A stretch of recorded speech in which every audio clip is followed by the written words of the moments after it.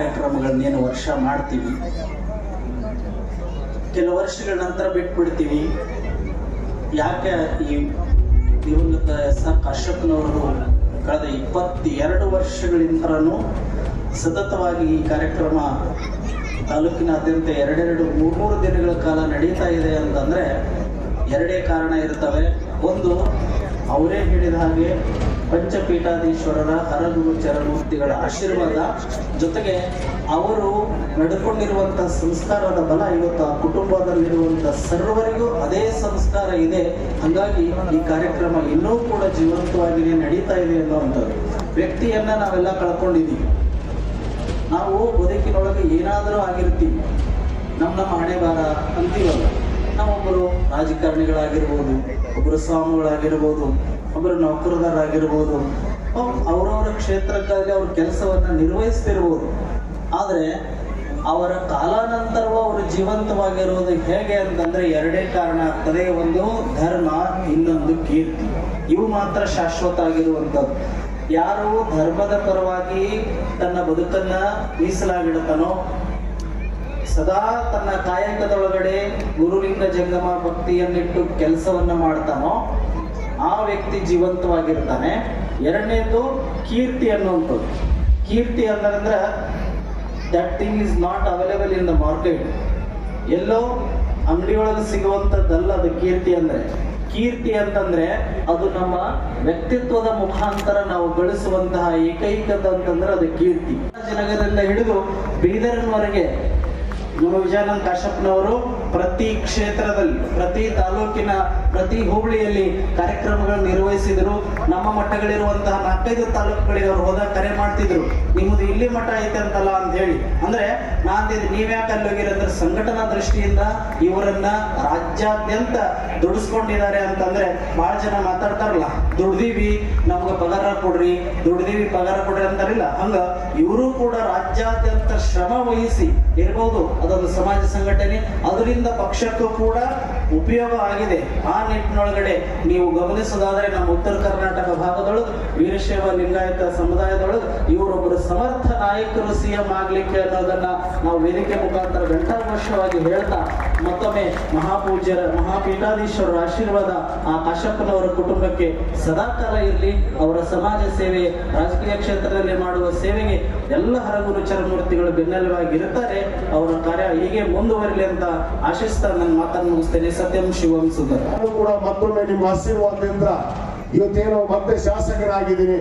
ಇವತ್ತು ನಮ್ಮ ಸರ್ಕಾರ, ನಮ್ಮ ಮುಖ್ಯಮಂತ್ರಿಗಳಂತ ಸಿದ್ದರಾಮಯ್ಯನವರು ಮತ್ತು ನಮ್ಮ ಉಪ ಮುಖ್ಯಮಂತ್ರಿಗಳಂತ ಡಿ ಕೆ ಶಿವಕುಮಾರ್ ಅವರು ಇವತ್ತು ಕ್ಯಾಬಿನೆಟ್ ದರ್ಜೆಯ ವೀರಶೈವ ಲಿಂಗಾಯತ ಅಭಿವೃದ್ಧಿ ನಿಗಮದ ಅಧ್ಯಕ್ಷರು ಕೂಡ ಮಾಡಿದ್ದಕ್ಕೆ ತಮ್ಮೆಲ್ಲರ ಆಶೀರ್ವಾದವೇ ಕಾರಣ ಅನ್ನೋ ಮಾತನ್ನ ಈ ಸಂದರ್ಭದಲ್ಲಿ ಇಚ್ಛೆ ಪಡ್ತೇನೆ.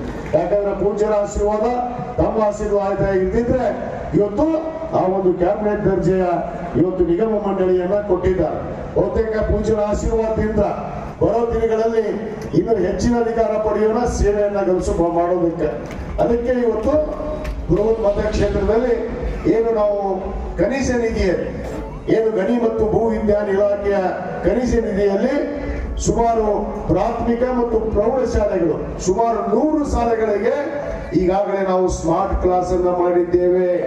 ಬಹುತೇಕ ಸ್ಮಾರ್ಟ್ ಕ್ಲಾಸ್ ಅಂದ್ರೆ ಏನು ಅನ್ನೋದನ್ನು ನಮಗೆ ಬಹಳಷ್ಟು ಜನಕ್ಕೆ ಗೊತ್ತಿಲ್ಲ. ಈಗಿನ ಮಕ್ಕಳಿಗೆ ಕೇಳಬೇಕು.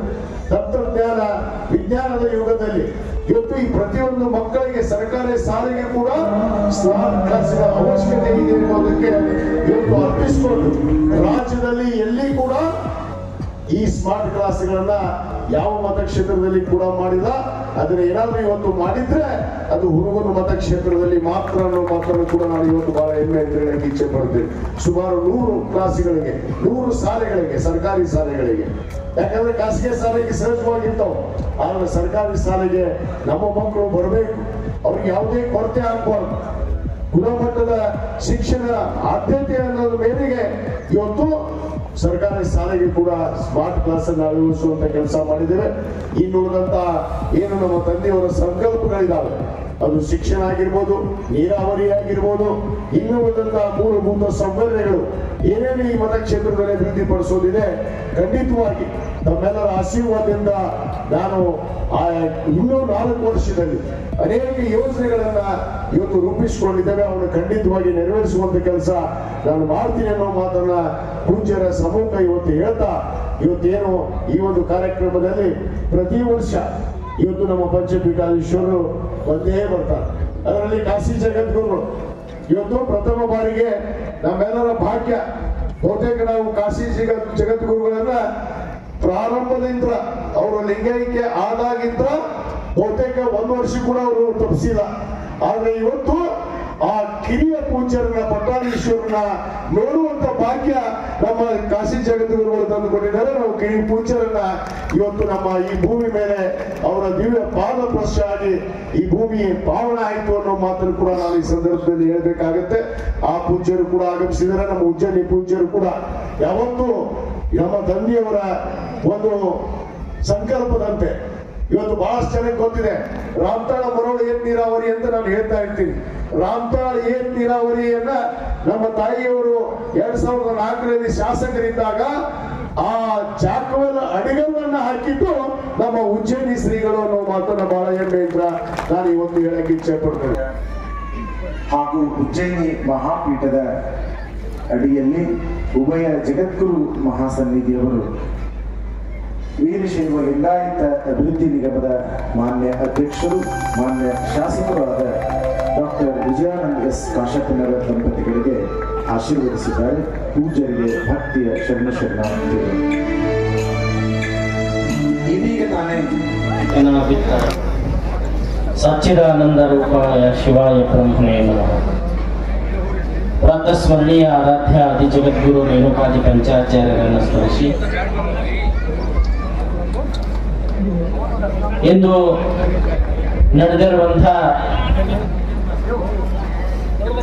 SR ಇವರ ಆಶ್ರಯದಲ್ಲಿ ನಡೆದಿರುವ ಜನಾನುರಾಗಿ ಮುತ್ಸದ್ದಿ ನಾಯಕ ಮಾಜಿ ಸಚಿವರಾದ ಲಿಂಗೈಕ್ಯ SR ಕಾಶಪ್ಪನವರು ಅವರ ಸಾನ್ನಿಧ್ಯವನ್ನು ಕರುಣಿಸಿರತಕ್ಕಂಥ ಶ್ರೀಮದ್ ಉಜ್ಜಯಿನಿ ಸದ್ಧರ್ಮ ಸಿಂಹಾಸನಾಧೀಶ ಸ್ವಾಮೀಜಿಯವರು ಗಿರಿಸಾಗರ ಪೂಜ್ಯರವರು ತಮ್ಮ ಆಶೀರ್ವಚನ